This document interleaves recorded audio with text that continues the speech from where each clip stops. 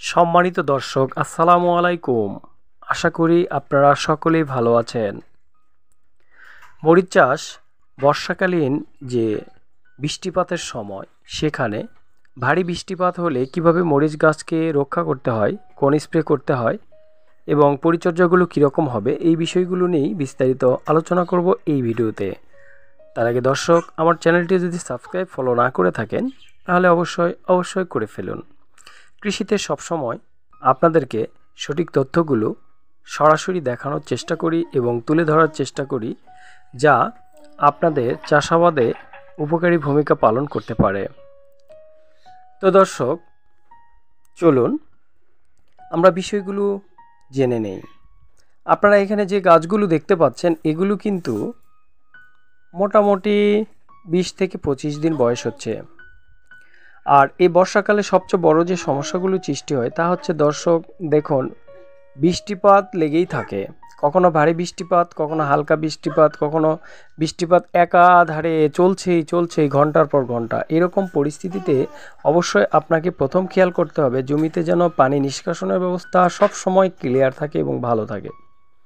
এরপরে যে বিষয়টি হবে তা হচ্ছে, চারা রোপণের সময় সব সময় যে বিষয়টি লক্ষ্য রাখবেন তা হচ্ছে, কখনোই শেকড় গজানোর অবস্থার থেকে বেশি গভীরে যেন চারার কাণ্ড মাটির ভিতরে না যায়।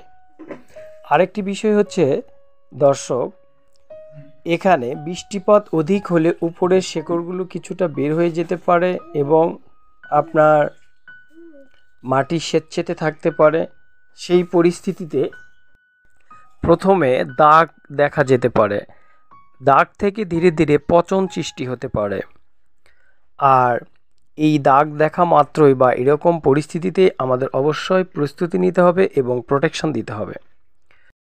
এই সময় আমাদের কার্বেন্ডাইজিং ব্যবহার করতে হবে। প্রতি লিটার পানিতে 2 গ্রাম হারে গাছের গোড়া স্প্রে করবেন। এরপরে গিয়ে অ্যামিস্টার টপ ব্যবহার করা যেতে পারে প্রতি লিটার পানিতে 1 ml হারে।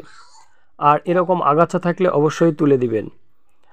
এরপরে যাই হচ্ছে, এখানে ছত্রাকনাশক নাটিভো ব্যবহার করতে পারেন প্রতি লিটার পানিতে 1/2 গ্রাম হারে, সাথে 1 গ্রাম হারে কার্বনডাইজিং ব্যবহার করে মিশ্রিত করে ব্যবহার করতে পারেন গাছের গোড়ায় প্লাস গাছে। এ ধরনের অনেক ছত্রাকনাশক বাজারে আছে, যে ছত্রাকনাশকগুলো আপনি দিতে পারেন এবং গাছের গোড়া সব সময় পরিষ্কার রাখবেন আর পানি নিষ্কাশন ব্যবস্থা ভালো রাখবেন। আর বৃষ্টিপাত থেমে যাওয়া মাত্রই এ ধরনের যে স্প্রেগুলো বলছি এই স্প্রেগুলো দিবেন। বর্ষাকালে পোকামাকড়ের আক্রমণও একটু বেশি হতে পারে, তাই নিয়মিত পোকামাকড়ের জন্য স্প্রে করবেন। বিশেষ করে সাদামাছি আক্রমণ করতে পারে, তাই সাদামাছির জন্য উলালা ব্যবহার করতে পারেন, সাকসেস ব্যবহার করতে পারেন। এ ধরনের বাজারে মভেন্টো আছে বা ফ্লাইফিট আছে, এ ধরনের ওষুধগুলো স্প্রে করলে সাদামাছি থাকবে না। তো এভাবে পরিচর্যা করলে বর্ষাকালেও মরিচ চাষ করা সম্ভব হবে।